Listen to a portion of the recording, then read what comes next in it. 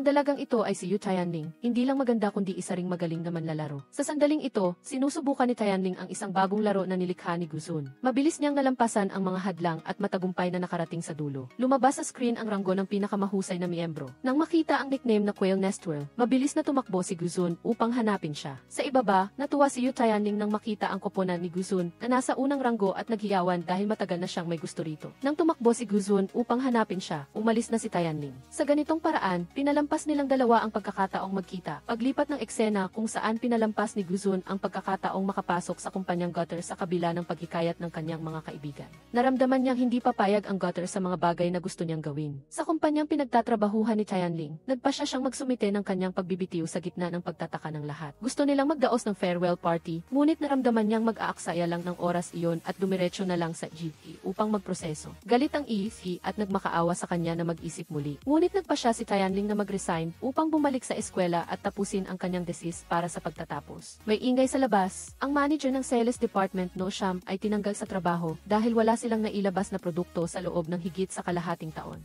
Pero ang taong darating ay isang binata na hindi pa nakapagtapos ng kolehiyo, kaya nag-aalangan siya. Sa sandaling ito, pumasok si Guzun, siya ang bagong manager na pinag-uusapan nila. Natulala si Tianling sa kagwapuhan niya hanggang sa lumingon siya at nakita niyang nasilyuhan na ng EK ang kanyang resignation form. Nagsimula siyang magsisi at tinawagan ang kanyang mga matalik na kaibigan upang magreklamo. Naalala niya ang 2 taon na ang nakalipas sa isang outdoor reality game competition. 2 taon na lang ang kailangan niyang talunin para maagaw ang unang pwesto mula kay Guzun. Ang dalawa niyang kaibigan ay ubos na ang lakas at sinabi sa kanya na barilin sila. Biglang may dumaan na anino, hinabol iyon ni Tianling ngunit inasasinato siya ni Guzun. Nakita niyang wala siyang konsensya dahil tinarget niya pati ang kanyang mga kasamahan para makakuha ng kills. Samantala, si Tianling ay tulala pa rin at humahanga sa kanyang kagwapuhan. Pinuri siya ni Junan bilang napakaganda at matalino, ngunit hindi siya interesado at naramdaman lang niya na wala siyang konsensya. Pagbalik sa kasalukuyan, nagpupulong sina Guzun at ang lahat ng miyembro ng management team tungkol sa bagong proyekto. Kung sa pagkakataong ito ay hindi niya makuha ang suporta ng kalahati ng mga miyembro, otomatiko siyang magre-resign.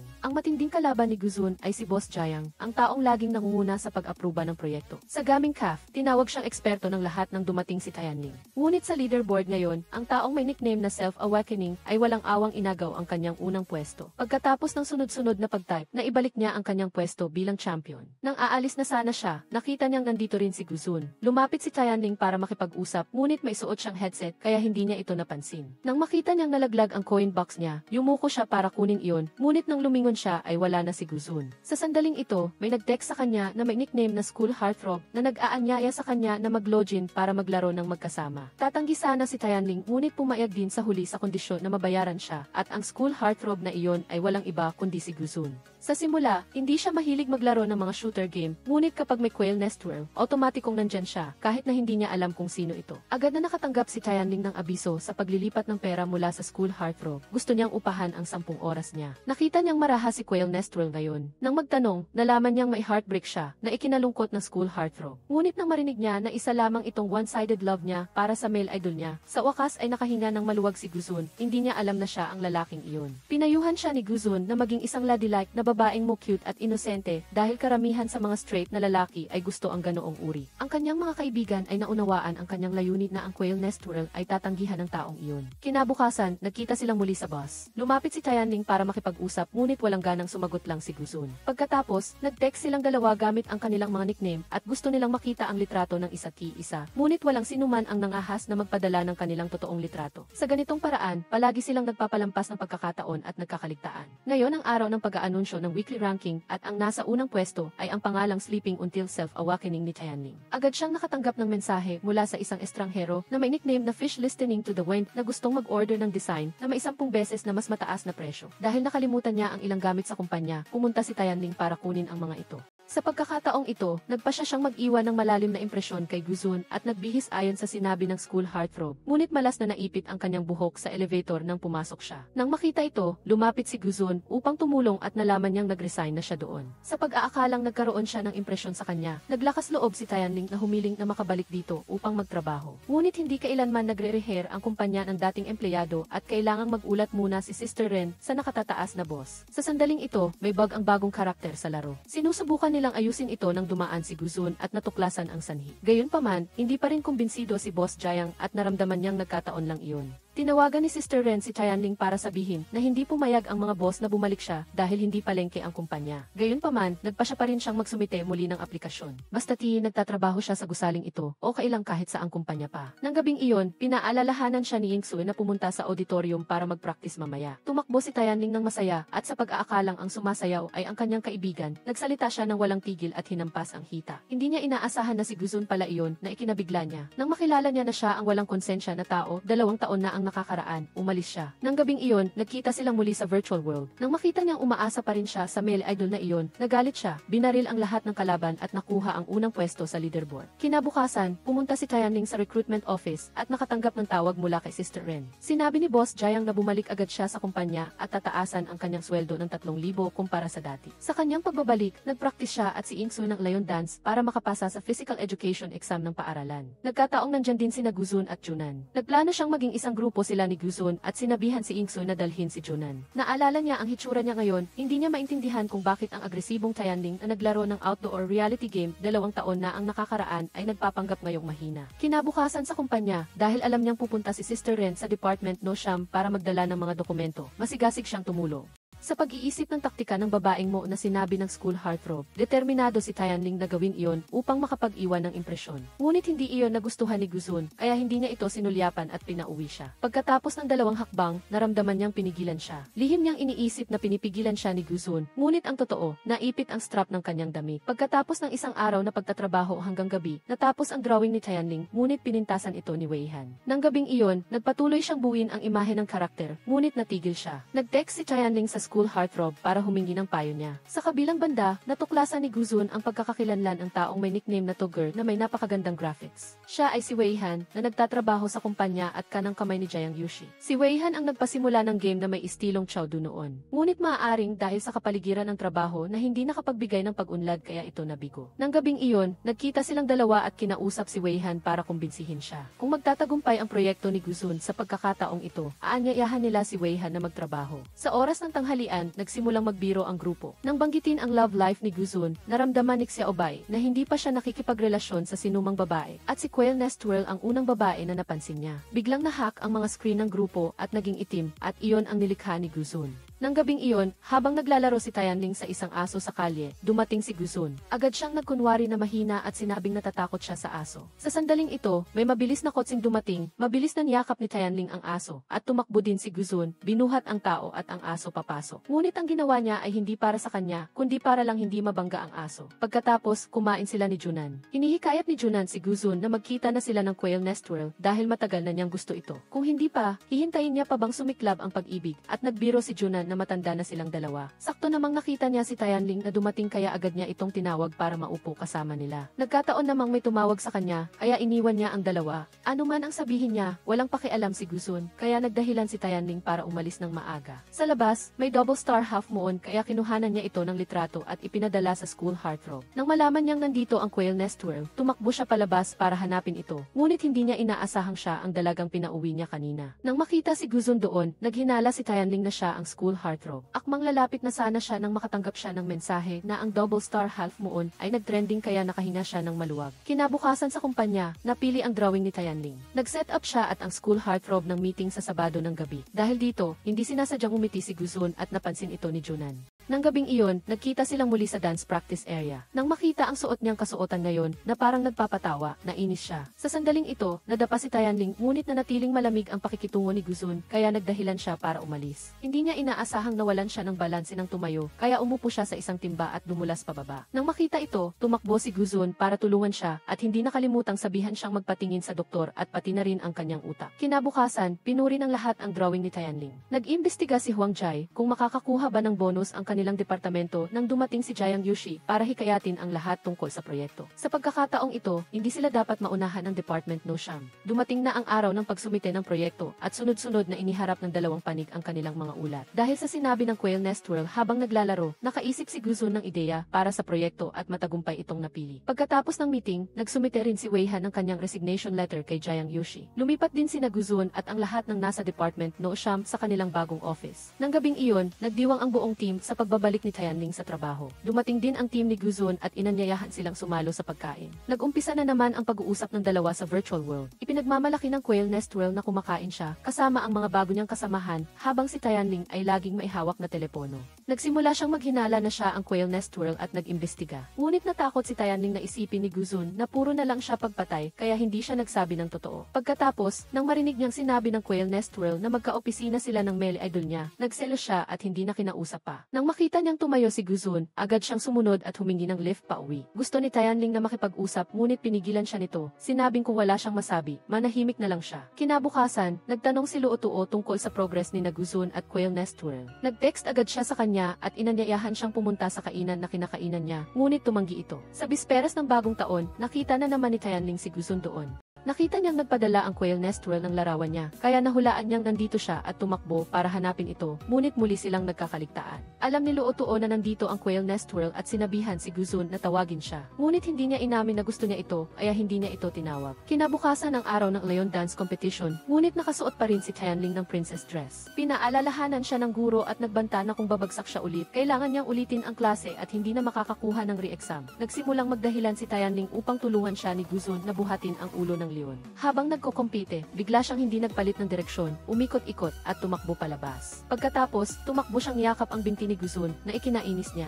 Nagbabalak sanang magtanghalian si Guzun nang iminungkahi ng Quail Nest World ang isang napakasarap na tindahan ng noodles at mas masarap daw ito kapag may kasamang sili at herbs. Nang malaman niya hindi gusto ng school heartthrob ang herbs, tinawanan niya ito. Agad siyang nagpunta sa tindahan ng noodles at order ng maraming herbs. Nagkataong nakita iyon ni Tianling. Inisip niya na pareho silang mahilig sa herbs at magkakaroon sila ng pagkakapareho kapag ikinasal sila. Pagkatapos, pumasok siya sa tindahan at order agad ng 2 serving ng sili at herbs. Nang makita niyang nakatitig sa kanya si Tianling, napagod siya at umalis ng maaga. Nakita ng kaibigan niyang si Yingsui ang isang student tea at sa pag-aakalang kay Guzun iyon, ibinigay niya ito kay Tianling at sinabing iyon na ang pagkakataon niya. Hinabol siya ni Tianling upang ibalik iyon at sinamantala ang pagkakataon na humingi ng WeChat gift. Nang makita niyang kinuha ni Guzun ang kanyang telepono, natuwa si Tianling ngunit napipi nang makita niyang kinuha niya lang ang telepono para sumagot ng tawag. Sa sandaling iyon, may isa pang estudyanteng tumakbo palapit dahil sa kanya ang card at ang pangalan sa card ay Gu Xiaoping. Pagkatapos ay tinanong niya kung gusto niya ang WeChat niya na hindi alam ni Tianling kung ano ang gagawin. Inakala ni Xiaoping na si Guzun ang kasintahan niya, ngunit agad namang lumingon si Guzun kay Junan at nagtanong kung nagpalit na naman siya ng kasintahan na ikinagulat niya. Sa kanyang pag-uwi, parang wala sa sarili si Tianling at nagpa siyang hindi na magpanggap at magiging totoo na siya sa sarili niya mula ngayon.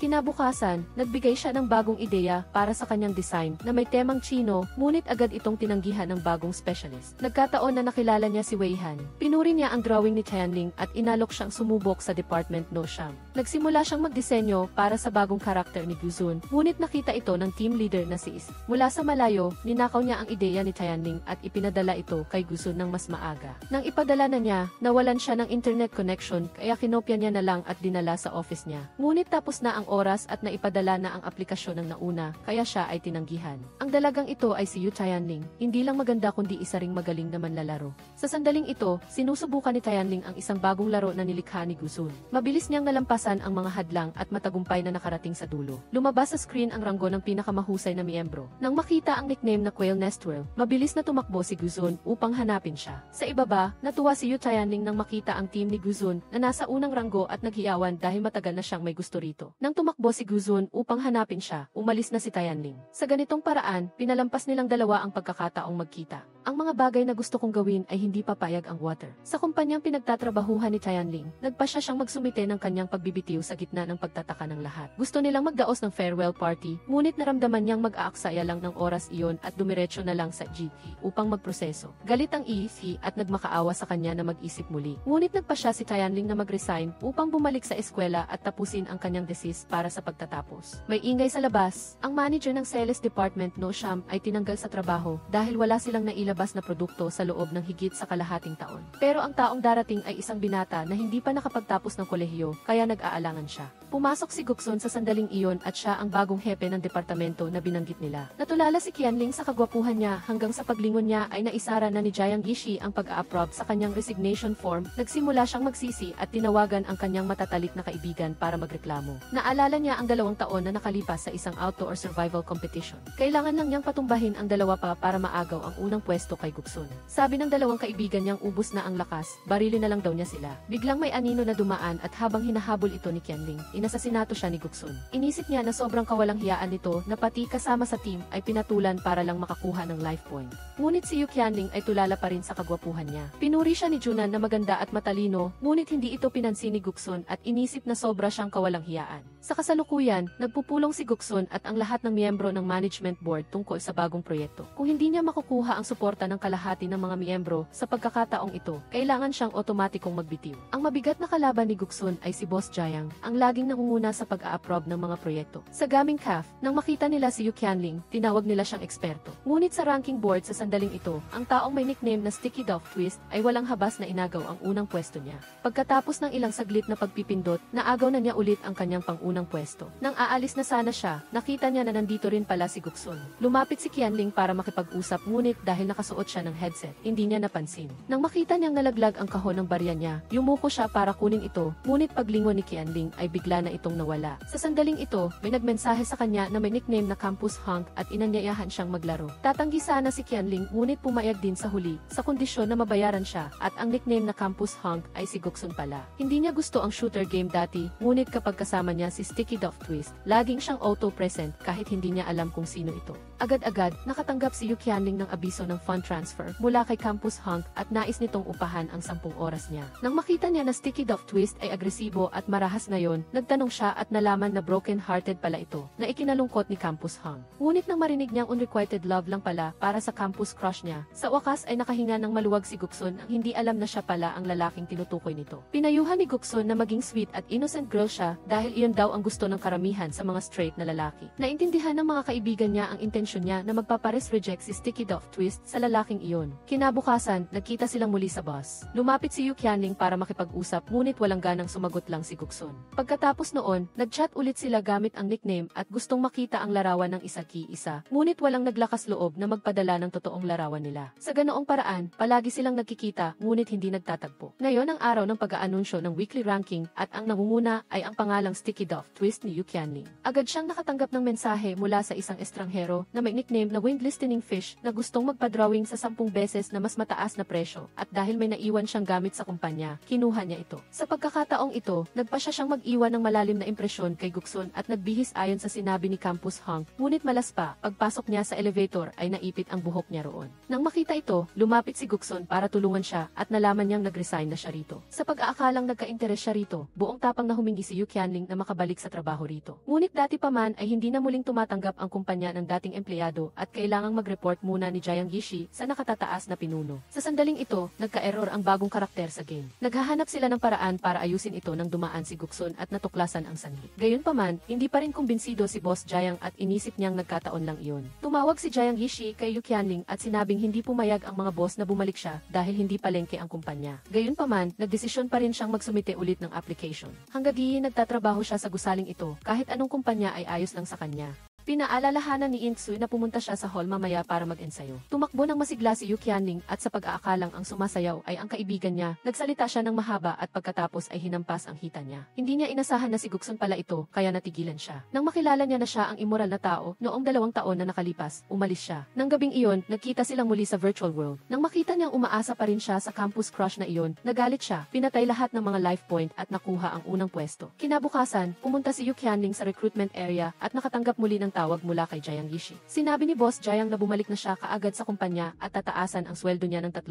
kaysa dati. Pagbalik niya, nag-ensayo sila ni Inksu ng Lion Dance para ulitin ang subject nila sa eskwelahan. Nagkataon na nandito rin si Guksun at Junan. Nagplano siyang makasama si Guksun sa isang group at sinabihan si Inksu na dalhin si Junan. Nang inisip niya ang hitsura niya ngayon, hindi niya maintindihan kung bakit nagpapanggap na mahina ang isang Qianling na aggressive sa outdoor survival noong 2 taon na nakalipas. Kinabukasan sa kumpanya, nang malaman niyang pupunta si Jiang Yishi, sa room number siyam para magdala ng mga document, masigasig siyang tumulong. Naisip ang sweet at innocent girl tactic na sinabi ni Campus Hunk at determinado si Yu Qianling na gawin ito para makapagbigay ng impresyon. Ngunit hindi iyon nagustuhan ni Guksun, kaya hindi niya ito tinapunan ng tingin at pinauwi siya. Gustong imbitahan ni Guksun si Yu Qianling sa business department number siyam, ngunit tinanggihan siya nito. Nadama niya na talagang bagay sa kanya ang Chipo dahil ang karakter na iginuhit niya ay talagang napakaganda. Ang problema sa karakter sa game na Cielo ay na-leak na, ngunit gusto talagang baguhin ni Guksun ang karakter sa isang mas mutated na imahe kaysa dati. Kaya naman, gusto niyang lumipat si Yu Qianling sa business department number siyam. Ngunit kahit anong sabihin niya, tumanggi pa rin ito. Nagpalit ang scene at tinulungan ni Guksun si Yu Qianling na buhatin ang kulungan ng aso niya. Sa pag-aakalang madali lang ito, sinabi niya na umuwi na muna ito at siya na ang bahala rito, ngunit nag-abala siya hanggang gabi at hindi pa rin ito tapos. Umulan ng malakas kaya nag-abot lang ng payong si Yu Qianling kay Guksun para matapos niya ito para sa kanya. Ginawa itong pagkakataon ni Guksun upang sabihin na umaasa siyang makakapunta siya sa business department number siyam. Ngunit nang lumingon siya, umalis na pala ito nang hindi niya napansin at iniwan lang ang payong kasama ang pagtanggi. Pag-uwi, sinabi ni Yu Qianling sa lahat na may gustong umarkila sa kanya para iguhit ang orihinal na Chipo, ngunit hindi niya alam na kasama rin si Guksun sa group na ito. Nag-aalangan si Yu Qianling tungkol dito dahil natatakot siyang hindi sapat ang kakayahan niya at makapagpapabagal lang siya sa pag-usad ng lahat. Gumamit ng trick si Xiaomae para tulungan si Guksun at umaasang makakapunta si Yu Qianling sa business department number siyam.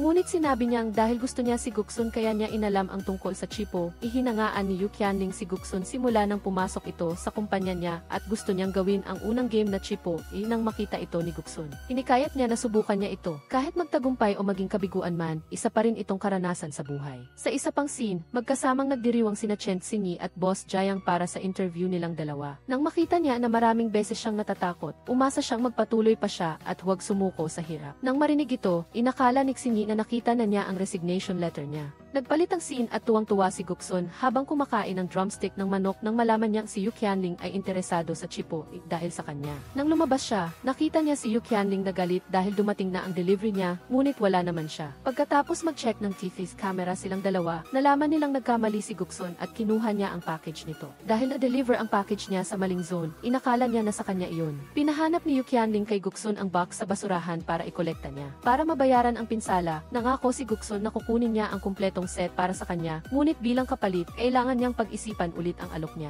Sa kabilang banda, pagbalik ni Xingyi at Boss Jiang, biglang may sumugod sa kanila, ngunit madali itong naharap ni Xingyi. Ito ay ikinagulat ni Boss Jiang dahil hindi siya makapaniwala na marunong siyang mag-martial arts. Kinabukasan, pinilit ni Guksun si Boss Jiang na kainin ang lahat ng set na binili niya para makumpleto ang koleksyon ni Yu Qianling. Pagkatapos, nagpatulong pa siya sa cleaner na kainin ang iba at ipinamahagi sa lahat. Matapos makumpleto ang koleksyon ng mga karakter, nadama ni Yu Qianling na talagang sinsero si Guksun. Nagpunta siya kay Boss Gu at gumamit ng kanyang galing sa pananalita. Umaasang makatrabaho siya sa business department number siyam, ngunit tinanggihan siya nito. Kahit anong sabihin ni Yu Qianling, pinaalis pa rin siya. Matapos siyang gambalain ng maraming beses, sinabi ni Boss Jiang na kung makukumpleto niya ang lahat ng ideya ng business department number siyam, papayag siya sa hiling niya. Naglalaro si Guksun nang lumapit si Yu Qianling at sinabing pumayag na si Boss Jiang sa hiling niya. Dahil takot si Guksun na matuklasan ni Yu Qianling ang nickname niya sa group chat, itinulak niya ito sa pader. Sa sandaling ito, pumasok si Junan at nawala ang tensyon sa pagitan nilang dalawa. Nagpalit ang scene at aksidenteng natapunan ni Yu Qianling ng tubig si Guksun. Sa pagkakataong ito, muli siyang nakita kaya nagulo ang nararamdaman niya. Pag-uwi, kahit nagtatrabaho o natutulog, naaalala pa rin niya ang sandali nilang dalawa kaninang umaga. Nagulat si Yu Qianling at nagising nang mag-aabot na sana ang mga bibig nila.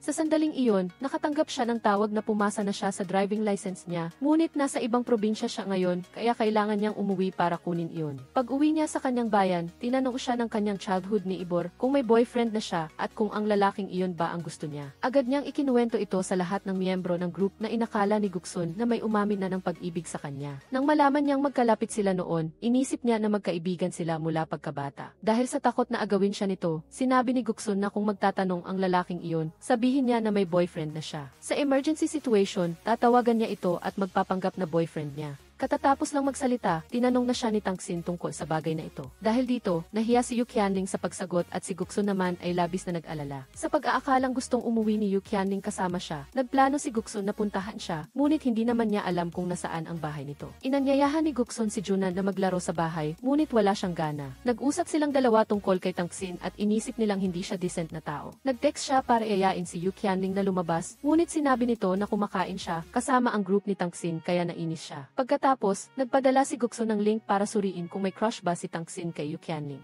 Ang una ay nakitang madalas na sumusulyap si Tangxin kay Yu Qianling na nagpaalala kay Guksun na madalas din niya itong sulyapan. Nang maging malapit na sila, labis ding nahiya si Tangxin. Katulad ito ng mga nakasaad sa link na ipinadala ni Guksun na nagpakaba kay Yu Qianling. Sinabi ni Guksun na ibigay niya ang phone number niya sa kanya para kung may emergency ay pupuntahan niya ito. Sumunod, nagpanggap si Guksun na boyfriend niya at tumawag kay Yu Qianling na nagmadali siyang umuwi na ikinahiya niya ngunit ikinatuwa naman niya. Pagdating sa gate, sinabi ni Tangxin na mag-video call siya kay Guksun para makasigurado ito. Ngunit dahil mabubuking ang sikreto niya, hindi niya alam ang gagawin. Nang makita niyang hindi siya sumasagot, inakala ni Tangxin na manloloko siya at pinayuhan siyang hiwalayan na ito. Pagdating sa bahay, nang malaman ng mga magulang niya na manloloko siya, agad silang hindi pumayag. Kinabukasan, nang makita ni Guksun na nakabalik na si Yu Qianling, kusa siyang lumapit at binuhat ang mga gamit niya. Dahil dito, nadama niyang may kakaiba kay Guksun. Sa meeting, nakatanggap si Yu Qianling ng balita na magmi-meeting ang Business Department number Siyam sa alas 10. Pinaalalahanan siya ni Huang Jai na kung hindi pa tapos ang meeting ni Boss Jiang, humanap ng paraan para umalis. Sa meeting ng Business Department number Siyam, binanggit nila si Yu Qianling ngunit abala siya sa pagkuha ng notes at hindi niya alam na pinagtutuunan siya ng pansin ng lahat. Agad na ginulo ni Tangxin si Yu Qianling at hiniling na magbigay siya ng bagong character design. Ngunit dahil wala pa siyang karanasan, gusto niyang mag-design batay sa lumang karakter. Nang makita ito, nagkusang magsalita si Junan para sa kanya at pumayag din si Guksun dito. Pagkatapos noon, pinaalalahanan ni Tangxin si Yu Qianling na bigyang pansin ang mga ideya at huwag gumawa ng ayon lang sa gusto niya. Nang makita niyang sinisigawan siya, medyo nasaktan si Guksun. Pagkatapos, nagpunta siya kay Su Zeng at ibinigay ang plan at gustong sumali siya sa Business Department number Siyam. Kinabukasan, iprinisinta ni Yu Qianling ang karakter na inayos niya.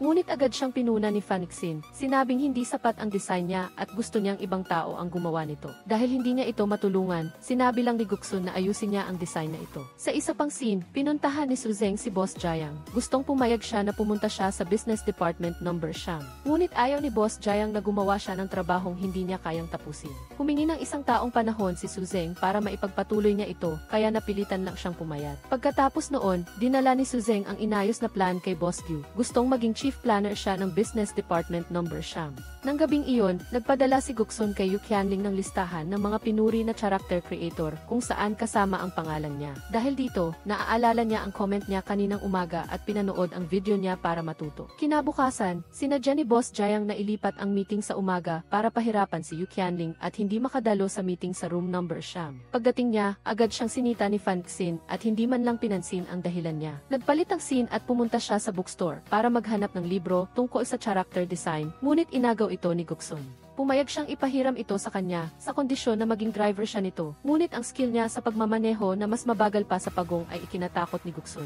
Pagdating sa kumpanya, humingi siya ng tulong kay Wei Han para ikritike ang inayos niyang design ng pangunahing karakter. Marami na siyang sinubukang weapon, ngunit hindi niya pa rin nakikita ang babagay sa karakter. Nang marinig ito, sinabi niya na tingnan niya ang mga ancient weapon ni Professor Wang Lin sa seminar ngayong araw. Ngunit magiging mahirap kumuha ng tiket at sa sandaling iyon, dumaan si Guksun at narinig ito. Pagkatapos, pinuntahan ni Guksun si Professor Wang para magpasalamat sa pagtuturo niya. Ngunit ang totoong layunin niya sa pagpunta roon ay humingi ng isang tiket para sa seminar nito ngayong araw. Gusto niyang itaas ang kaalaman ng kanyang kasamahan, kaya pumayag siya dito. Nang magsisimula na ang seminar, gustong bumili ng tiket ni Yu Qianling, ngunit sinabi ng staff na sold out na ang mga tiket kaya hindi siya makapasok. Nang aabuti na sana ni Guksun ang tiket kay Yu Qianling, lumapit si Su Zeng at sinabing humingi siya ng tulong sa kaibigan niya para ayusin ito para sa kanya, ngunit hindi maganda ang pwesto. Nang bigyan siya ng staff ng pwesto sa harap, inakala ni Yu Qianling na ang kaibigan ni Su Zeng ang tumulong at nagpasalamat dito. Pag-alis, dahil umuulan, tumakbo si Guksun at gustong ihatid si Yu Qianling, ngunit biglang tumakbo si Su Zeng at inagaw ang pagkakataong ito sa kanya. Sa sasakyan, sinabi ni Su Zeng sa kanya na si Guksun ang nag-ayos ng pwesto niya. Tila may pagtingin na siya sa kanya dahil nakita ni Su Zeng na iba ang pakikitungo niya kay Yu Qianling kumpara sa iba. Pag-uwi, nagalit si Guksun at binigyan ng maraming task si Su Zeng. Sa sandaling ito, nag-text ang lahat ng miyembro ng group at nalaman ni Guksun na nagkasakit si Yu Qianling. Sa kabilang banda, nang makatanggap si Yu Qianling ng pagkain, nakita niyang nagkamali sila ng room number. Nang dinala niya ito kay Guksun, ito ang sandali na bumalik siya mula sa pagbili ng gamot. Dahil sa takot na malaman niya, tinago niya ito at aksidenteng nayakap siya. Pagkatapos, nagpunta siya kay Yu Qianling at sinabing pumunta siya sa room niya at kunin ang gamot niya para gamitin. Alam niya na ang posisyon ng seminar ay inayos niya at ang gamot ay kabibili lang din niya para sa kanya. Pag-uwi niya, nagtaka siya kung paano nalaman ng crush niya sa campus na may sipon siya, kaya naghinala siyang siya ang hot boy ng campus. Kinaumagahan, nag-text siya sa hot boy ng campus at natuklasan niyang may pagkakahawig ito sa crush niya. Ayon kay Yu Qianling, ang kanyang crush ay bumili ng paborito niyang almusal at inihanda ito para sa kanya. Sa sasakyan, natuklasan ni Qianling na may group chat din siya, kaya nagtaka siya at gustong makipagkaibigan sa kanya. Sa takot na mabunyag ang lihim, pinayagan niya itong makipagkaibigan sa account ng pangarap ng 900 milyong lalaki. Sa pulong, ipinakita ni Yu Qianling ang disenyo ng pangunahing karakter sa pagkakataong ito na may isang pabago-bagong sandata na ikinasya ng lahat. Dahil dito, hindi naglakas loob si Fan Xing na ipakita ang kanyang disenyo. Sa birthday party ng kumpanya, nakita ng bagong chef na si Ren si Qianling na maganda at hinawakan ang kamay niya at inakbayan siya para magpicture na ikinainis niya. Si Chen Xinyi ay sinadyang umarte para mapansin siya ni Jiang Junan, ngunit hindi siya pinansin nito. Nang mabangga siya sa haligi, inalalayan siya nito. Ngunit ang awkward na sitwasyon nilang dalawa ay saktong nakita ng lahat. Nainis si Guksun nang makita niya ang larawan ni Chef Ren na nakaakbay kay Qianling. Tinanong niya si Jiang Junan at nalaman na si Ren Chanji ay isang masamang tao na may asawang naghihintay mga anak sa bahay. Nang marinig ito, sinabi ni Guksun na isama ang asawa nito sa party. Sa sandaling ito, lasing si Yu Qianling at naglalakad, kaya nilapitan siya ni Ren Chanji. Sa tamang oras, dumating si Guksun at sinuntok ito. Pauwi, nang malaman ni Qianling na si Guksun ang hot boy ng campus, nagalit siya at umalis. Sa kotse, inamin ni Guksun na niloko siya nila ni Jiang Junan, Xiao Mai at Luo Tuo. Nang marinig ito, ayaw itong marinig ni Qianling at umalis. Pag-uwi, nang makita niyang nagte-text pa rin si Guksun, binablock din siya ni Qianling. Tumawag si Guksun kay Junan para humingi ng tulong, ngunit tinawanan lang siya nito. Dahil sa galit, sinigawan ni Yu Qianling si Guksun na ikinagulat niya. Kinabukasan, gumawa ng dahilan si Guksun na magsumite ng ulat at pinakiusapan ang lahat na ipadala ito sa kanya ng pribado para ma-unblock siya ni Qianling. Nang malaman niyang binili din niya ang kinakain niyang chips, gusto niyang sumuka. Sa araw ng school anniversary, magkaiba ng koponan si Guksun at Qianling. Ngunit nang maghahanda na silang maghagis ng bola, biglang nagpalit ng panig si Guksun. Sa takot na mabasa si Qianling, tumayo si Guksun at sinangga siya. Pagkatapos, lumapit si Guksun at humingi ng tawad kay Qianling. Umaasa na bigyan siya ng pagkakataon, ngunit umalis pa rin ito. Matapos maaprubahan ang disenyo ni Qianling, inanyayahan siya ni Guksun na kumain para ipagdiwang ito. Gusto ni Yu Qianling na gamitin ang imahe ni Ling Yu para sa promosyon ng laro sa pagkakataong ito. Hindi niya inaasahang magkakasundo sila ni Guksun sa ideya. Kinagabihan, nakita ni Qianling si Chen Xinyi na binubuli at pinapaalis ng may-ari ng bahay, kaya nagbanta siyang idedemanda ang babae dahil alam niya ang batas. Matapos tumawag, isinama ni Qianling si Xinyi sa kanyang bahay upang pansamantalang manatili. Nang gabing iyon, gumawa ng dahilan si Chef Guksun na may trabaho at nahihiyang nagdala ng pagkain para kay Qianling. Nagulat si Guksun nang si Xinyi ang nagbukas ng pinto at inakala niyang nagkamali siya ng bahay. Ngunit nang makita niyang lumabas si Qianling na may maskara ng unggoy, natakot siya at natawa. Pagkatapos, nilabas niya ang 2 tasa ng inumin na binili niya para sa kanilang dalawa. Ngunit dahil laroon si Chen Xinyi, nakinabang din siya. Pagkatapos, ibinigay niya ang reference material kay Qianling, ngunit hindi siya pinansin nito at isinara ang pinto bilang pagpapaalis. Sa loob, tumingin si Xinyi sa milk tea at sinabi kay Qianling na napakasikat ng milk tea na ito at kailangan pang pumila ng 2 oras para makabili. Dahil dito, inisip ni Qianling na sinusubukan ni Guksun na makipaglapit sa kanya. Ngunit ayaw niya itong isipin at, sa takot na tuksuhin siya ni Xinyi, nagpalit siya ng paksa at naligo. Pumasok si Xinyi sa silid-tulugan ni Qianling upang kumuha ng nightwear. Hindi inaasahang pagbukas niya, nagbagsakan ang nakatambak na damit at nakita ang isang larawan ng male god. Nang tiningnan niya itong mabuti, napagtanto ni Xinyi na si Chef Gu pala ito at mumiti, iniisip na may namamagitan sa kanilang dalawa. Pagkatapos, walang pag-aatubili niyang inayos ang tambak ng damit na iyon at pagkatapos maligo, pumasok si Yu Qianling at nakita ang malinis na silid, kaya lihim siyang nagpasalamat kay Chen Xinyi. Isinaksak niya ang USB drive para tingnan ang material na ibinigay ni Guksun, ngunit may password ito. Nag-text agad siya sa kanya, ngunit sa halip na sumagot kaagad, nag-relax muna siya at hindi nagmadaling mag-reply. Sa pag-aakalang gusto ni Guksun na patawarin niya ito, inilagay ni Qianling ang patawad bilang password at nabuksan ito. Matapos,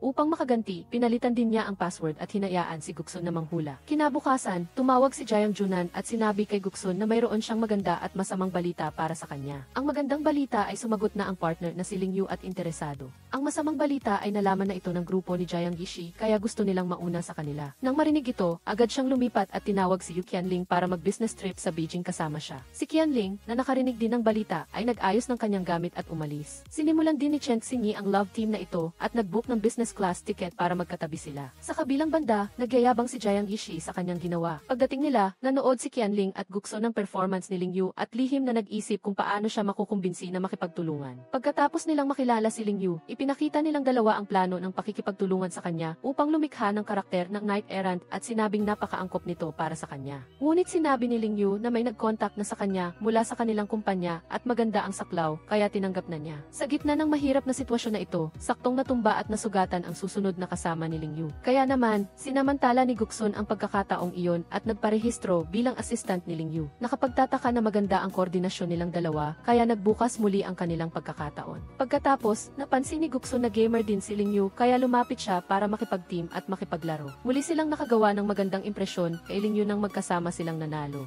Kinuwento ni Yu Qianling na ang laro niya ay naglalayong ipahayag ang tunay na esensya ng karakter sa totoong buhay sa laro. Sa ganoong paraan, maipapakita ang tunay na katangian ni Ling Yu. Habang nagsasalita si Qianling, humanga si Guksun at natulala sa panonood sa kanya. Matapos mag-usap, bumili sila ng inumin at nagkataon namang nakita ni Guksun ang kanyang crush na naghahanda ng umorder ng keyboard. Agad siyang umorder ng isa para kay Qianling habang bumibili ng inumin at pagkain. Sa sandaling ito, umayag si Ling Yu na makipagtulungan kaya tuwang-tuwa si Qianling at niyakap si Guksun. Pagsapit ng gabi, pagdating nila sa bahay, saktong dumating ang naghatid ng keyboard. Kinuha ito ni Guksun at ibinigay kay Yu Qianling at sinabing sagot ng kumpanya para hindi siya mahiya at tumanggi. Nang makita ni Chen Xingyi na nakabalik na si Qianling at narinig pa ang balita na nakipagtulungan na sila kay Ling Yu, sinabi niya humahanga siya sa kanilang dalawa. Kinabukasan, nagkaroon ng pulong ang kanilang kumpanya upang tingnan kung aling departamento ang makakakuha ng pinakamataas na budget. Nagpresenta sina Jiang Yishi at Guksun ng kani-kanilang proyekto. Sa huli, nanalo ang Business Unit 9 ng grupo ni Guksun. Pagkatapos ng pulong, agad na hinanap ni Guksun si Qianling at inanyayahan siyang mag-team building. Pagdating nila, nagkataong nakita ni Jiang Junan ang isang babae na kasingganda ng anghel na agad na bumihag sa kanyang puso sa unang tingin.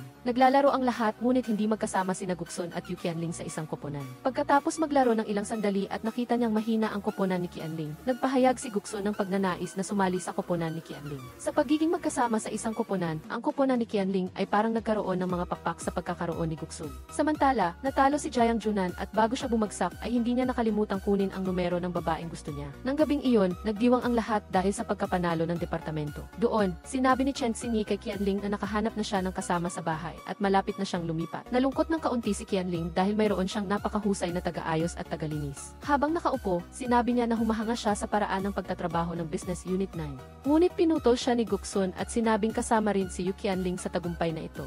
Kasama ng lahat. Pagkatapos, inanyayahan niya si Yu Qianling na magtrabaho sa kanyang departamento at sinabing kailangan siya ng lahat. Lahat ng nasa departamento ay nagpakita ng pagmamahal at sinabing gusto nilang sumali si Qianling sa kanila sa Unit Siyam. Biglang dumating si Jiang Yishi at hindi nakalimutang asarin si Guksun na mahusay itong manghikayat ng kanyang mga tauhan na lumipat doon. Hindi pinansin ni Guksun ang sinabi nito at lumapit para makipagkompetensya kay Sef Jiang. Nagpasya silang maglaro ng darts upang matukoy ang mananalo. Ipinakita ni Sef Gu ang kanyang perfect aim at sa pamamagitan nito ay tinuruan niya si Jiang Yishi na huwag kailanman maliitin ang iba. Ngunit si Sef Jiang, na mabilis magalit, ay natalo gusto pang makipag-away kay Guksun kaya inawat siya ng lahat at naghiwalay na sila. Inihatid ni Yu Qianling si Guksun pa uwi at naghirak siya sa pagpapasakay dito sa kotse at nang hilahin niya ang seatbelt para kay Guksun, muntik na silang magdikit ang labi. Pakiramdam ni Qianling ay mayroon na siyang damdamin para kay Sef Gu. Kinabukasan, nag-aral ang departamento ni Guksun tungkol sa diskarte sa pag-promote para sa Knight Errant. Nag-usap ang lahat upang makabuo ng solusyon. Kasabay nito, dahil siya ay kabilang pa rin sa Business Unit 1, kailangan pa ring magtrabaho doon si Qianling.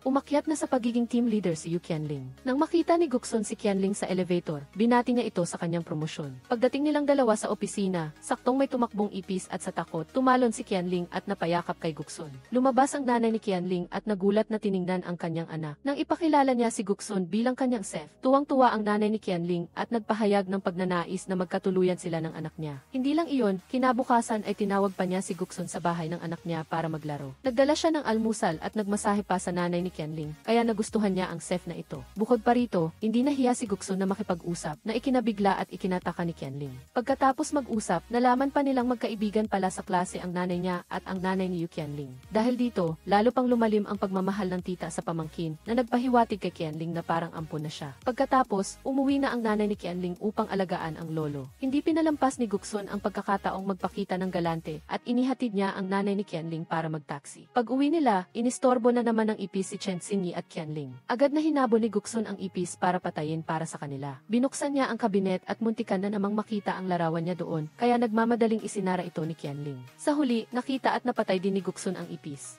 Paglipat sa gabi, nang bumili ng pagkain si Yu Qianling at bumalik, napansin niyang may sumusunod sa kanya. Tumakbo siya papasok sa elevator at umakyat, ngunit namatay ang ilaw ng pasilyo, na nagpadagdag sa kanyang takot kaya tumakbo siya at kumatok sa pinto ni Guksun. Pagkabukas niya ng pinto, agad siyang yumakap dito at takot na sinabing may sumusunod sa kanya. Nang marinig ito, agad na dinala ni Guksun si Qianling pababa para tingnan ang TV. Ngunit hindi nila alam kung bakit may virus ang kamera sa palapag na iyon at hindi mapanood. Para sa kaligtasan, nagpunta sila sa istasyon ng pulisya upang magulat at doon, inakala ng pulis na magkasintahan sila at pinayuhan si Guksun na huwag hayaang mag-isang umalis ang kanyang nobya. Pauwi na sila, sa pag-aalala kay Yu Qianling, ginawa ni Guksun ang emergency call sa telepono nito na siya ang tatawagan. Pagkatapos, umuwi siya at sinuri muli ang silid ni Qianling at nagdala ng ilang damit para isabit para isipin ng masamang tao na mailalaki rito. Lubos itong ikinatuwa ni Qianling dahil sa ginawa ni Sefgyu. Kinabukasan, habang naghahanda siyang pumasok sa trabaho, nakita ni Qianling si Tangxin, ang kanyang kuya at childhood sweetheart. May ginagawa siya roon kaya dumaan siya para bisitahin siya. Saktong bumaba si Guksun, nakita ito at inakala niyang may nanliligaw kay Qianling, kaya agad niyang sinabing siya ang nobyo nito at dinala siya sa trabaho. Ngunit ang kuya niyang si Tangxin ay isa ring mapanukso. Sinabi niyang mayroon siyang myocarditis, kaya nakakuha siya ng simpatya ni Yu Qianling at sumama sa kanya. Pagdating sa kumpanya, nakita na naman niya si Tangxin. Nagpadala si Tangxin ng damit at sinabing kung nahihiya si Qianling, maaari siyang mananghalian kasama niya sa ground floor ng kumpanya. Sa puntong ito, hindi na siya makatanggi at naisip niyang makipagkita na lang para maging prangka sa kanyang pananaw. Nang marinig ni Guksun ang balitang ito, nagmamadali siyang bumaba upang manira para hindi maakit ng childhood crush ang kanyang crush. Doon, patuloy na ipinakita ni Guksun ang kanyang pagmamahal at sinabing siya ang nobyo ni Qianling. Paulit-ulit siyang humahawak sa kamay at yumayakap na ikinainis ni Tangxin. Pagkatapos, sinadya niyang ibuhos ang pagkain sa damit na regalo nito kay Yu Qianling at dinala siya para labhan ito at umalis na sa kainan. Pagsapit ng gabi, habang nagtatrabaho, nag-short circuit ang kuryente sa silid ni Qianling kaya medyo nag-alala siya at tinawag si Guksun. Ngunit sa sandaling ito, tinutulungan niya ang security team ng gusali na ayusin ang kamera kaya hindi niya alam. Saktong dumating si Tangxin upang magpaalam sa kanya dahil babalik na siya sa probinsya kinabukasan. Nang makita niyang nawala ng kuryente ang silid niya, tinawag niya ang electrician para ayusin. Sa sandaling ito, tapos na rin si Guksun sa kanyang ginagawa at nang makita ang 6 na missed calls, dali-dali siyang tumakbo pabalik sa silid ni Qianling. Nagpatuloy na naman ang eksena ng pag-arte nilang dalawa na magkasintahan, kaya naasar ang kuya at umuwi na. Magalang ding inihatid ni Guksun si Tangxin hanggang sa labas. Nagkataon siyang nakita ang security guard ng gusali na nakatingin sa silid ni Yu Qianling. Nilapitan siya ni Guksun at sinabi nito na nakasuot siya ng ordinaryong damit upang subaybayan ang kasong iniulat ni Qianling. Sa pag-aakalang may nakatagong masamang balak ang taong ito, sinabi niya kay Qianling nang malakas na aalis siya para sa isang business trip at pinayuhan siyang mag-ingat sa bahay. Gaya ng inaasahan, nahulog sa bitag ang masamang security guard at pumasok sa silid ni Qianling na may masamang intensyon. Agad siyang hinarap ni Guksun at dinala sa istasyon ng pulisya. Dahil dito, nalutas ang kaso. Paglipat sa kinabukasan, nakadate na si Jiang Junan ang fairy-like na babaeng nakilala niya sa shooting range, kaya inanyayahan niya ang lahat na sumama sa kanya para magkakilala. Nang malaman ni Guksun na si Junan at ang kaibigan niyang si Feng Ruru ay magkasama, lalong nalungkot siya dahil ang crush niya ay may gusto sa iba. Agad na sumama si Yu Qianling kay Guksun para uminom at aliwin siya. Sinabi niya na matakot lang kung walang pera o pagkain, huwag matakot kung walang lalaki. Si Chen Xinyi, na naroon din, ay nagpahatid ng mensahe ni Sefgyu kay Qianling at sinabing gusto talaga siya nito. Ngunit sinabi ni Qianling na nakaraan na iyon at sa kasalukuyan, magkatrabaho lang sila. Kinabukasan sa trabaho, pagkatapos mag-usap ni Yu Qianling at Guksun tungkol sa trabaho, kailangan siya sa unit isa kaya bumalik siya. Sa pagdaan niya, nakita niya ang sirang keyboard ng katrabaho at sinabi niya rito na palitan kay Chen Xinyi. Nang marinig ito ni Xinyi, sinabi niyang si Guksun ang nagbayad para sa keyboard niya noong nakaraan. Kaya iyon lang ang sinabi ni Lian. Sa pagdating sa opisina Gelsi, isa para pag-usapan ang trabaho, tumawag si Fansing nang hindi niya alam. Nang matapos at tumawag siya pabalik at tumakbo doon, sinabi ni Fansing na nagkaroon ng aberya sa pagkuha ng footage para sa promotion at propaganda ng Dance Game. Sinabi niya na nagbago ang schedule ni Dance G kaya nagbago rin ang oras ng pagre-record para sa kanilang panig at napaaga ito. Sa oras na iyon, hindi sinagot ni Tianling ang tawag at lumabas para ayusin ang sitwasyon kaya ginakunan ng ilang eksena, ngunit hindi pa sapat ang mga eksena. Kinailangan na ni Dance G na pumunta papunta sa airport. Agad na lumapit si Tianling upang humingi ng paumanhin kay si Ixie tungkol sa kanyang pagkakamali, ngunit hindi naman siya sinisi ni Ixie at sa halip ay sinabihan siyang ayusin ito kaagad. Agad niyang ibinuhos ang lakas kasama ang lahat upang ayusin ang bagay na ito, buti na lang at maayos itong nalutas. Ngunit ito rin ang nagtulak kay Tianling na gumawa ng isang pagpipilian para sa kanyang sarili kung aling business office ang pipiliin. Sa labas, habang pinag-uusapan ang trabaho, nag-iisip siya kung alin ang pipiliin at dahil hindi makapagdesisyon, nagtiwala si Tianling sa kapalaran at naghagis ng barya. Nang bumagsak ang barya at gumulong sa paanan ng kanyang boss, lumapit siya upang kausapin si Tianling. Doon, binigyan siya ng boss ng payo tungkol sa pagpili dahil ang boss mismo ay dumaan din sa ganoon. Basta sundin ang puso, tiyak na walang pagsisisi. Nang marinig ito, tila naliwanagan si Tianling at pumunta sa opisina ni Boss Jiang upang humiling na lumipat sa business office din. Siyam, ngunit hindi siya pinayagan nito. Ito ay dahil sa maganda ang trabaho ni Tianling at may galit si Boss Jiang kay si Ixie, kaya ayaw niyang umalis si Tianling. Upang makuha ang pahintulot ni Boss Jiang, nakipagkita si Tianling kay Ho Dan at humiling na makipagtulungan ito sa pagguhit ng proyekto para sa business office din. Isa, dahil dito, nakamit niya ang pag-aproba ni Boss Jiang. Lumabas siya para mag-empake ng kanyang gamit upang lumipat sa business office din. Siyam, lahat ay masayang lumabas upang salubungin siya. Sa kumpanya, narinig ni si Ixie ang balita na si Tianling ay nakikipag-usap kay Ixie. Nalihim ding may gusto sa kanya, kaya lumabas siya upang makipagkita kay Tianling. Bumulong si Ixie sa taingan niya na maaari siyang hanapin ni Tianling upang makipag-usap anumang oras. Inisip ni Tianling na nagsiselo si Ixie, kaya lihim siyang umiti at tumango. Habang nagtatrabaho sila, inanyayahan sila ng dalawang ina ng mag-partner na manood ng stand-up comedy ngayong gabi. Hindi sinabi ng ina ni Ixie kung sino ang nagtatanghal, kaya tinanggihan niya ang imbitasyon. Samantala, sinabi ng ina ni Tianling na kailangan siyang pumunta sa date kasama si Boss C. Naalala niya ang kanilang nakaraang kasunduan, kaya inisip niya na inayos ito ni Ixie at hiniling sa kanyang ina na i-book ang date para sa kanya. Pagkatapos, pumunta si Tianling sa kanyang matalik na kaibigan upang magpaganda. Matapos mag-ayos ng maganda, pumunta siya sa meeting place para hintayin si Ixie. Ngunit lumipas na ang oras ng usapan, wala pa rin siya. Si Ixie ay abala sa pag-uusap tungkol sa propaganda film bukas kasama si Tun Nam Feng. Matagal nang naghihintay si Tianling kaya tumawag siya sa kanyang ina upang kumpirmahin. Sinabi ng ina niya na huwag siyang mainip at maghintay pa ng kaunti. Si Tun Nam, nang lumabas, ay hindi sinasadyang nakita sa mesa ni Tianling ang isang note tungkol sa panonood ng stand-up comedy ngayong gabi. Dito siya tumawag sa kanyang ina at nalaman na si Tianling ang tinutukoy nito. Nagmamadaling tumakbo si Ixie, ngunit sa kasamaang palad ay naipit siya sa rush hour traffic. Pagsapit ng gabi, umupo si Ixie sa harap ng bahay ni Tianling para hintayin siyang umuwi. Ngunit dahil pinaghintay niya si Tianling, hindi siya pinansin ni Tianling at dumiretso na lang sa loob ng bahay. Hindi pa siya nakakapasok sa bahay, low battery pa ang telepono niya, kaya pakiramdam ni Tianling ay dinalaw siya ng kamalasan. Humarap si Tianling kay Ixie at humiram ng spare charger at repair kit. Dahil sa galit, binuksan niya ang pinto ng malakas kaya humanga pati ang locksmith. Matapos mabuksan ang pinto, sinamantala ng locksmith na itulak si Ixie papasok at pagkatapos ay ikinandado ang pinto para painitin ang kanilang damdamin. Dahil hindi mabuksan ang pinto, napilitan si Tianling na patulugin siya sa kanyang bahay. Galit pa rin siya kaya pinuna niya si Ixie sa lahat ng bagay hanggang sa aksidenteng nadapa si Ixie at napasubsob sa posisyon ng isang demonyo. Doon lang naawa si Tianling at pinatawad siya sa nangyari ngayon. Pagkatapos noon, inikot ni Ixie ang bahay ni Tianling at hindi sinasadyang natuklasan niya ang kanyang larawan na nakatago sa aparador. Dahil dito, nahulaan niyang may gusto rin sa kanya si Tianling kaya tuwang-tuwa ang lalaking ito. Kinaumagahan, nang magising si Tianling, nakita niya si Ixie na mahimbing na natutulog sa sofa. Dahan-dahan siyang lumapit upang titigan ang mukha nito, ngunit hinila siya palapit ng god na ito. Tamang-tama namang dumating ang locksmith at nagulat si Tianling sa nakita niya kaya siya nahiya. Kinaumagahan, sa kumpanya, nakita ni Tianling si Ixie na mukhang pagod at umiinom ng gamot kaya lumapit siya para magtanong at hinawakan ang noo nito. Si Tianling mismo ang nagboluntaryong maging driver para ihatid siya pauwi. Nang makarating sila, dahil hindi niya kayang gisingin si Ixie, hinayaan niya muna itong matulog. Sinamantala ni Tianling na magmaneho sa paligid ng water tank. Ang resulta, sinaway siya ng guard doon dahil nagda-drive siya sa gabi at naitumba pa ang lahat ng basurahan doon. Kinaumagahan, sa kumpanya, ipinahayag ni AZ na kinuha ng project department PS. Isa ang booth. Tumakbo si Ixie para hanapin si Tian Xie.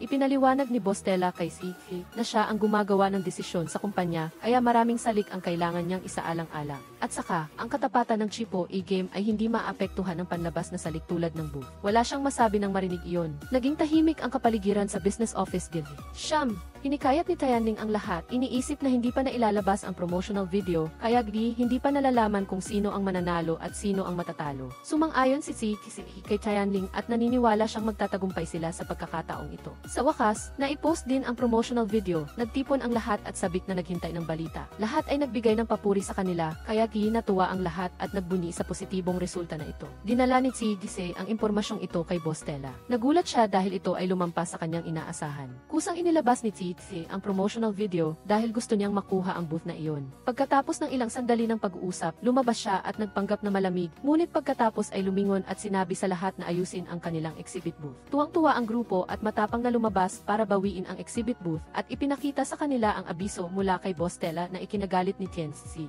Pagkatapos ay ginanap ang exhibition at nakakuha ng maraming press na dumating para kumuha ng litrato at mag-interview. Si D, na naglalaro bilang si D, ay matapang na umakyat sa entablado upang sumayaw na may kahangahangang karisma, lahat ng mata ay nakatuon sa screen. Ang karakter at mga dialogo ay napakahusay kaya lahat ay pumalakpak sa paghanga. Inanunsyo ng Game Exhibition House ang pinakapaboritong karakter at ang pinakapaboritong game award at ang kapalaran ay kumampi sa Business Office Div. Siyam, ang mahusay na karakter ay si DA ng Association at inirekomenda ng lahat si Tianling para tanggapin ang parangal. Kasunod nito, ang laro na hindi nalalampasan ang kalidad ng dayuhan ay ang Hip D. Noong gabing iyon pagkatapos umuwi, nag-alok si na bumili ng pagkain para kay Tianling at sinabihan siyang mauna na at hintayin siya. Tiningnan siya ni Tianling at naisip magpapahayag ba siya ng pag-ibig ngayon. Habang natutuwa, bumukas ang ilaw at may nakasulat na marim sa itaas. Inakala ni Tianling na si Tiset ito, ngunit nagulat siya na si Didide pala ang naghanda nito. Nagpahayag siya ng pag-ibig, ngunit mariin itong tinanggihan ni Tianling. Bumiti pa rin si Didide at sinabing kung hindi sila magiging magkasintahan, maging magkaibigan na lang sila. Niyakap pa ni Didide si Tianling bilang pasasalamat. Sa sandaling iyon, bumalik si Tise. Nakita ang eksena at umalis ng bigo. Noon pa man ay naghanda na si Tise sa bahay para magpahayag ng pag-ibig kay Tianling. Ngunit nang makita niya itong yakap ang iba, nawalan siya ng pag-asa. Sa pagkakataong iyon, kumatok siya sa pinto at nagmamadaling pinatay ni Tse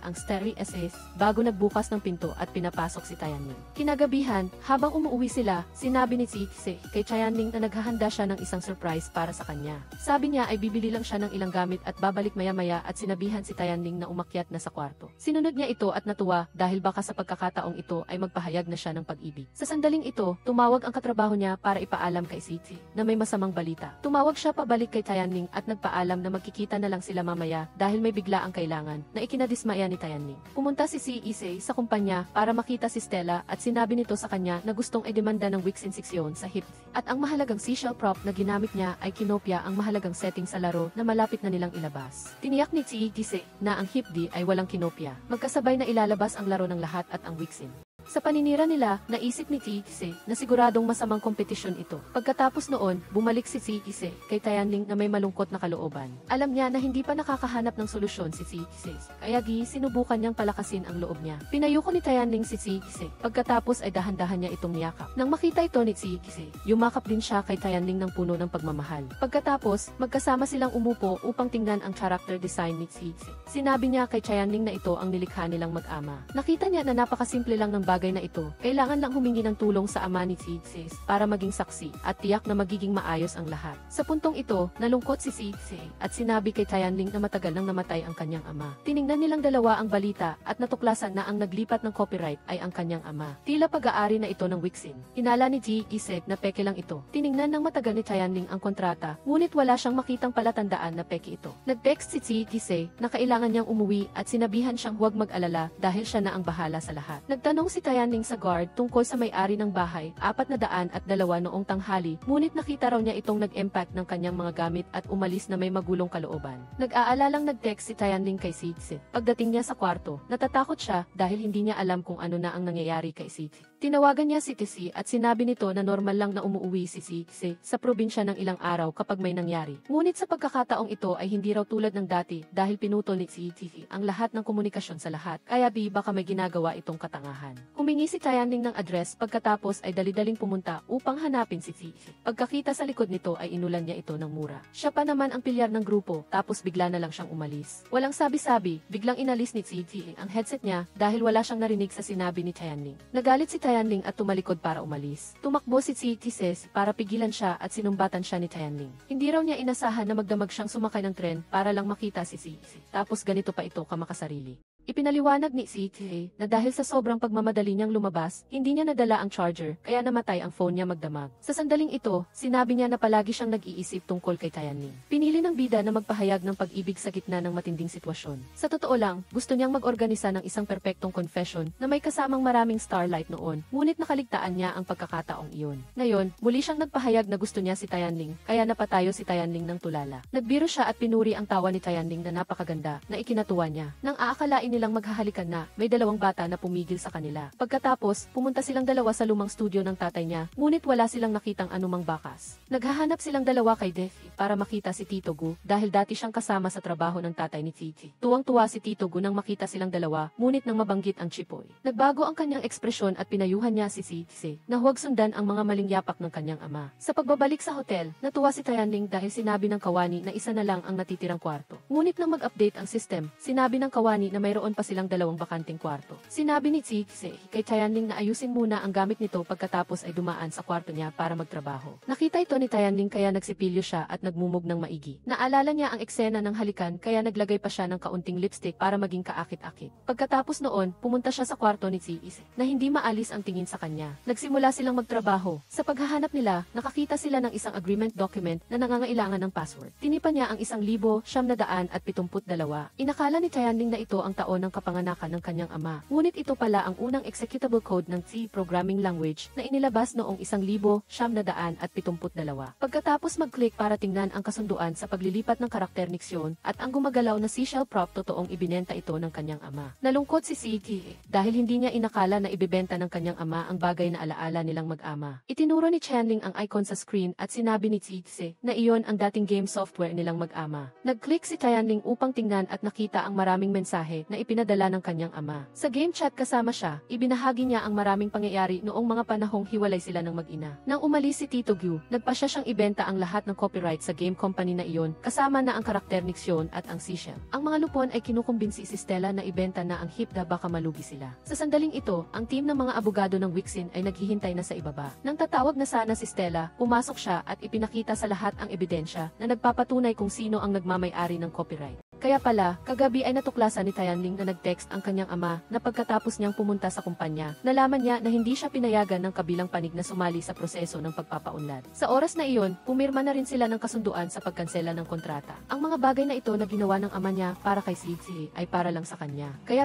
mula simula hanggang wakas, ang copyright ay nanatili sa kamay ng lahat. Ang balitang ibinigay ni Tianling ay ikinatuwa ng business office director. Siyam, ginamit ng kanyang ama ang pangalan ni Sisi upang irehistro ang copyright bilang regalo ng ama sa kanyang anak. Kumatok si Tianling sa pinto ng kwarto ni Sisi. Ngunit sobrang pagod na siya, kaya nakatulog na siya. Dahan-dahang ikinabigkis ni Tianling ang jacket sa kanya, pagkatapos ay tinignan niya ito ng maigi. Biglang nagising si Sisi at hinila siya palapit sa kanya. Sa sandaling ito, dumating si Izis, ngunit dahil nasa virtual reality experience siya, hindi niya nakita ang eksena kanina. Nang gabing iyon, kumatok si Sisi sa kwarto ni Tianling. Nakikipag-usap siya sa kanyang kaibigan at narinig niya ito. Hinila ni Tianling si Sisi malapit sa pinto para ipakita ang sarili. Niyakap din siya ng mahigpit ni Sisi. Ngunit sa kalagitnaan ay kumanta siya at sinabing masyadong mabango ang shampoo niya. Humiram siya ng hairdryer, ngunit sa halip ay siya na ang nagpatuyo ng buhok nito ng may pagmamahal. Ibinigay ni Sisi ang lahat ng password niya sa kanya kahit hindi niya kailangan, ngunit gusto niyang maging voluntary ito. Hinawakan niya ang kamay nito at nagpahayag ng pag-ibig kaya nahiya siya at kusang hinalikan ito.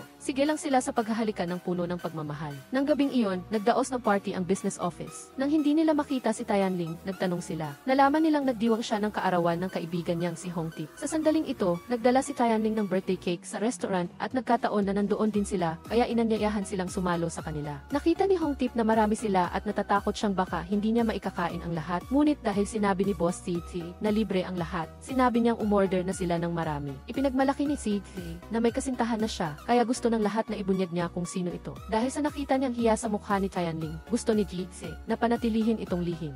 Sinabi pa niya na kung ano ang kasintahan niya, iyon ang ideal type niya, na ikinatuwa ni Tianling. Pagkatapos, naghiwa-hiwa silang lahat ng cake at binati si Hong Tip ng maligayang kaarawan. Dahil wala siyang litrato kasama ang kanyang kasintahan, sa pagtatapos ng party, inangat ni Boss Titi ang telepono para mag-selfie, kasama si Tianling bilang patunay ng kanilang pag-ibig. Kinabukasan, sa kumpanya, nakita niyang matagal nang nakikipag-usap si Kiki sa kanyang kasintahan, kaya lumapit si Kiki para paghiwalayin silang dalawa. Pagkatapos niyang paalisin si Kiki, personal siyang nagbigay nagbigay ng folder kay Tianling. Nang buksan niya, nakita niya na puro mensahe ito na humihiling na mag-almusal sila. Kapag hinugot ang unang drawer, marami itong ibang uri ng tinapay na sadyang inihanda ng binata. Kapag hinugot naman ang pangalawang drawer, marami itong ibang uri ng inumin, sadyang naghanda pa ng bagong baso para sa dalaga. At ito pa ay basong pangperes para sa kanilang dalawa, sinamantala ng boss na si Guksun ang pagkakataong walang tao para hawakan ang kamay ni Yu Qianling. Nang gabing iyon, nagluto silang dalawa ng magkasama sa kusina. Tinanong ni Guksun si Yu Qianling kung gusto niyang subukan ang larangan ng paglalarawan ng ideya para sa kumpanya. Nakita ni Yu Qianling na ito ay isang pagkakataon, kaya agad siyang pumayag. Si Jiang Junan naman ay umuwi at nag-alala nang malaman niyang nandito si Yu Qianling. Nag-alala siya na dahil may kasintahan na si Guksun na si Yu Qianling, hindi ito maganda kaya pipalihim niya itong pinaalis. Pero sa pagkakataong ito, hinawakan ni Gu Ziming ang kamay ni Yu Tianling upang hayagang kumpirmahin na sila ay magkasintahan. Hindi rin nagulat si Jun nandito. Kinabukasan, hinatid ni Gu Ziming si Yu Tianling sa trabaho. Lakas loob pa silang naghawak kamay habang umaakyat sa kumpanya. Nang makita ito ni Huang Jai, lumapit siya at sinaway si Gu Ziming dahil inakala niyang binubuli nito ang kanyang kaibigan. Pinaalalahanan niya si Gu Ziming na isa siyang manloloko, kaya lalong nagalit si Gu Ziming. Sa pagkakataong ito, gusto ni Gu Ziming na ipahayag ni Yu Tianling ang kanilang relasyon, kung hindi ay iisipin ng buong kumpanya na siya ay manloloko. Walang pag-aalinlangan, inihayag agad ni Yu Tianling ang kanilang relasyon. Pagkatapos, binanggit ni Yu Tianling ang tungkol kina Junan at Hanxin. Totoong lasing siya noon kaya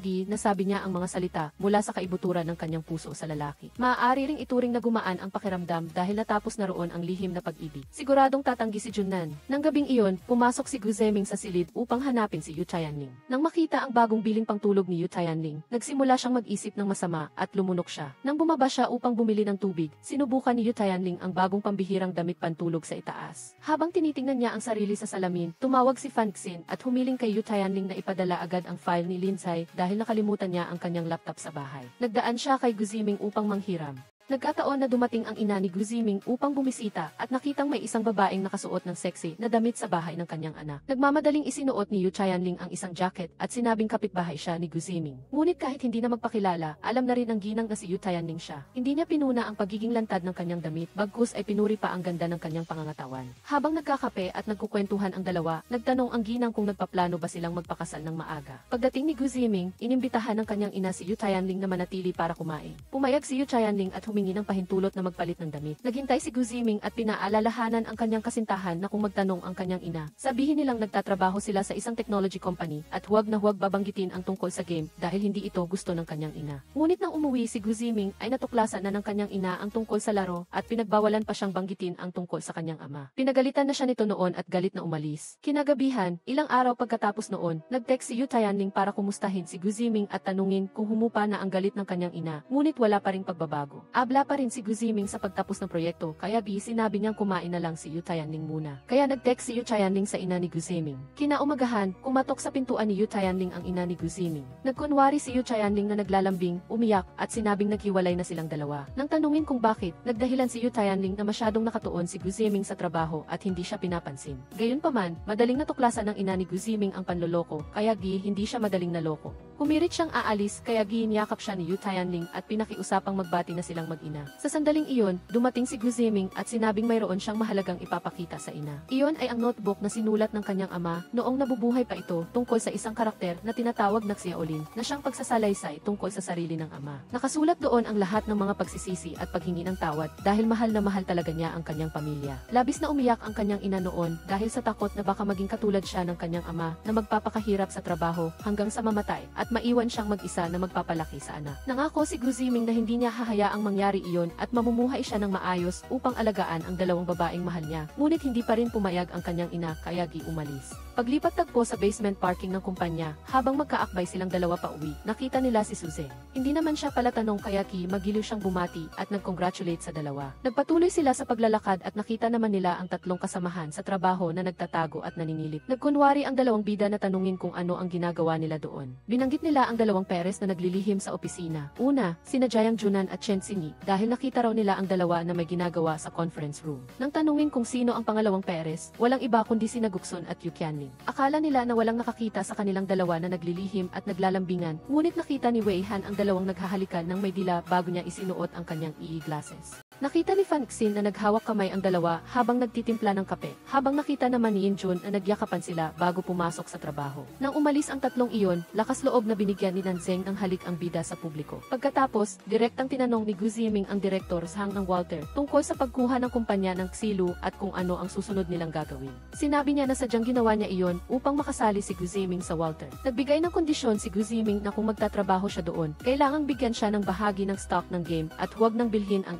Entertainment Company dahil mag-aaksaya lang iyon ng oras. Pagbalik sa Yifi, nag-away ng malaki si Gu Ziming at si Stella tungkol sa pagbebenta ng game sa Walter. Pagkatapos, lumabas siya at nagdeklara na isasama niya ang buong sales department Sham at ang Xilu patungo sa Walter habang naghihintay ng elevator ang dalawang pangunahing karakter. Tinanong ni Yu Chayanling si Gu Ziming tungkol sa kanyang desisyon noon. Hindi lang siya nagpagalit sa mga kasamahan sa department Sham, kundi labag din ito sa orihinal na layunin na itinakda niya. Ngunit nang makapagdesisyon na si Gu Ziming, wala nang makapagpapabago pa. Kaya nagtampo si Yu Chayanling at tumanggi ng sumabay sa kanya sa trabaho. Nang dumating siya sa kanyang desk, nakita niya ang pagkain na maingat na inihanda ni Gu Ziming para sa kanya. Ngunit dahil nagtatampo pa rin siya, dinala niya ito sa office at isinoli sa binata. Lalo siyang nalungkot nang makita niya ang agreement paper niya sa Walter Company na nakapatong sa desk niya. Kaya nang gabing iyon, uminom siya ng alak kasama si Hanxin para ilabas ang lahat ng kalungkutan at lasing na damdamin. Pagkatapos, umuwi siyang lasing na lasing, hindi niya mabuksan ang pinto kaya ginag-ingay siya at niyakap ang pinto. Lumapit si Gu Ziming upang alagaan siya, ngunit itinulak siya ni Yu Chayanling dahil sa pagkainis. Matapos maglabas ng suka ng sunod-sunod, nakatulog siya sa upuan. Ang alam lang niya, paggising niya kinaumagahan ay nasa kama na siya ni Gu Ziming. Nang lumabas siya, nakita niyang nagtitiis si Gu Ziming na matulog sa sofa. Nagmamadali siyang kinuha ang kanyang mga gamit at umalis ng tahimik, hindi na siya pinansin pa. Nang lumabas siya sa pinto, ibinalik ni Yu Chayanling ang lahat ng mga regalo na ibinigay niya noon kay Yu Chayanling. Talagang nakakawalang gana na ibinalik lahat sa kanya.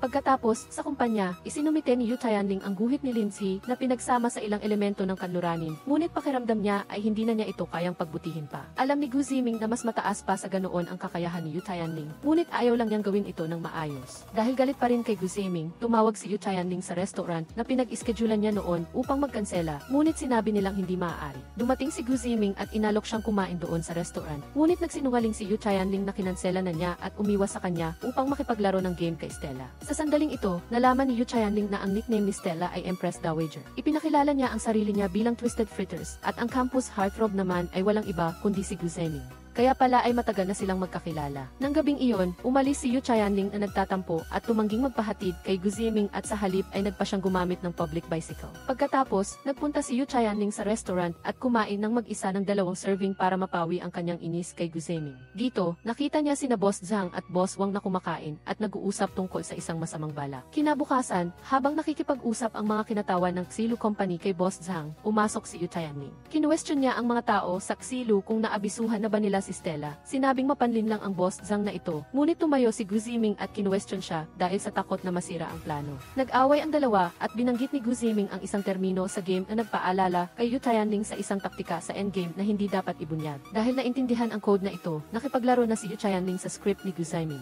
Sinakyan niya ang pagkakataon at nagsalita ng mga salitang ikagagalak ni Boss Zhang. Nang gabing iyon, pag-uwi, napilitan si Gu Ziming na magparusa sa sarili sa pamamagitan ng pagluhod sa keyboard at nagmakaawa sa kanyang kasintahan na huwag nang magalit. Nakiusap siyang sana ay maintindihan ni Yu Chayanling na hindi niya sinabi ang totoo dahil ayaw niya itong ma-pressure. Ikinuwento rin ni Yu Chayanling ang lahat ng nasaksihan niya. Alam niyang matagal nang nakita ni Gu Ziming ang masamang intensyon ni Boss Zhang at naghahanap lang siya ng paraan para patagalin pa ang oras. Kung magbago ang isip ni Gu Ziming at hindi na siya sumunod sa Walter pagkatapos ng kalahating buwan, tiyak na sisimulan ulit ni Boss Zhang ang plano ng pagbili ng Ang pag-aaway nila ni Stella ay bahagi rin ng plano. Ang pangunahing tao na magdedesisyon sa panalo o talo ay si Boss Jiang Yushi. Ngunit kailangan pang tingnan kung papayag siyang tumulong, iyon ang problema. Pagkatapos, naghalikan sila ng sunod-sunod upang makabawi sa mga araw na nag-aaway sila. Kinabukasan, pumunta sina Gu Ziming at Stella upang makipagnegosasyon kay Chairman Gu. Nakita niya na marami pang hindi kaaya-ayang saliksakitan ng kaya mag-aaral pa siya tungkol dito. Sa sandaling ito, humarap si Jiang Yushi at ginamit ang kita ng sales department isa bilang kondisyon.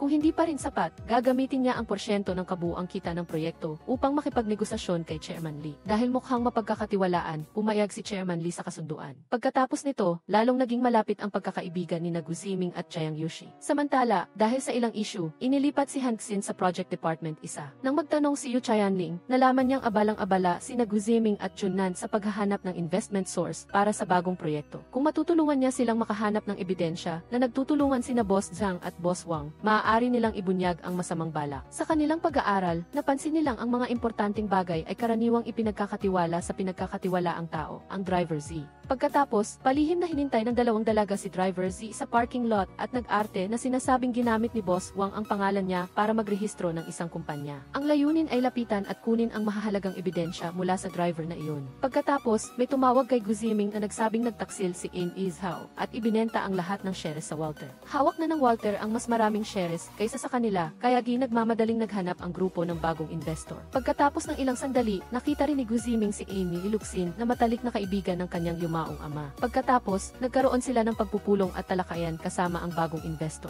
Dahil sa partner na ito, nagawa ni Gu Ziming na ibangon ang Ahi at akayin silang lahat tungo sa tagumpay. Kinabukasan, pinaghandaan ni Gu Ziming ang mga regalo para sa bagong taon para sa kanyang in-laws, ngunit nagtampo siya dahil hindi niya sila mabibisita. Buti na lang at alam ni Yu Tianling kung paano suyuin ang kanyang kasintahan, kaya bihumo pa rin ang galit niya. Nang marinig ng ina ni Yu Tianling ang balita na nagde-date ang anak niya kay Gu Ziming, natuwa siya. Inilagay pa ng magiging mother-in-law niya si Gu Ziming sa family chat group. Aktibo siya sa pakikipag-ugnayan at bumati ng bagong taon sa lahat doon. Noong Pasko, upang sorpresahin si Yu Tianling, pumunta si Gu Ziming sa bahay nila. Dahil gustong subukan ang magiging manugang, nagplano ang pamilya ni Yu Tianling. Naglaro sila ng kunwari ang pagkain upang pahirapan si Gu Ziming. Nagkagusto ang ama kay Gu Ziming, ngunit dahil sa responsibilidad bilang isang ama, sinikap niyang gampanan ang tungkulin na subukan ang manugang. Nais niyang makita kung anong klaseng saloobin ang ipapakita ni Gu Ziming at kung gaano siya katapat. Upang patunayan ang kanyang pagmamahal kay Yu Tianling, inialay ni Gu Ziming ang lahat ng kanyang ari-arian upang maging mas kapanipaniwala pati na ang puso ng isang umiibig. Nang gabing iyon, pinatulog si Gu Ziming sa bahay ni Yu Tianling. Sinamantala pa niyang halikan ang dalaga ng buong pagmamahal. Pagmulat niya kinaumagahan ay nakita na niya agad ang biyenan na naghihintay doon. Pagkatapos, nagluto pa siya ng almusal para sa buong pamilya ni Yu Tianling at gumawa ng iba't ibang gawaing bahay. Matapos pahirapan ng husto ang magiging manugang, sa wakas ay tinanggap na rin ng pamilya ni Yu Tianling si Gu Ziming. Sa pagkakataong ito, hinalikan niya ang dalaga sa publiko sa tapat ng bahay bilang pagganti sa ginawang pagsubok sa kanya ng pamilya ng kasintahan. Pagkalipas ng isang taon, naging matagumpay ang kumpanya ni Gu Ziming at Yu Tianling. Nagdaos sila ng isang anniversary celebration upang bigyang pugay ang mga kasamahan na kasama niyang nagsumikap upang makamit ang tagumpay sa karera na tinatamasa nila ngayon. Magtutulungan sila para sa mga proyekto sa hinaharap at umaasa sila na ang lahat ng mabubuting bagay ay darating. Sina Junan at Hanxi naman ay nagsama na rin at napakasaya nilang magkasama. Sa pagtatapos ng pelikula, naghawak kamay ang dalawang pangunahing karakter at pinag-usapan ang kanilang mga plano sa pag-angat sa hindi kalayo ang hinaharap habang magkasama. At dito na nagtatapos ang pelikula. Maraming salamat sa panonood ng buong video. Huwag kalimutang i-like at mag-subscribe para magbigay sa amin ng inspirasyon. Paalam at hanggang sa susunod na mga video.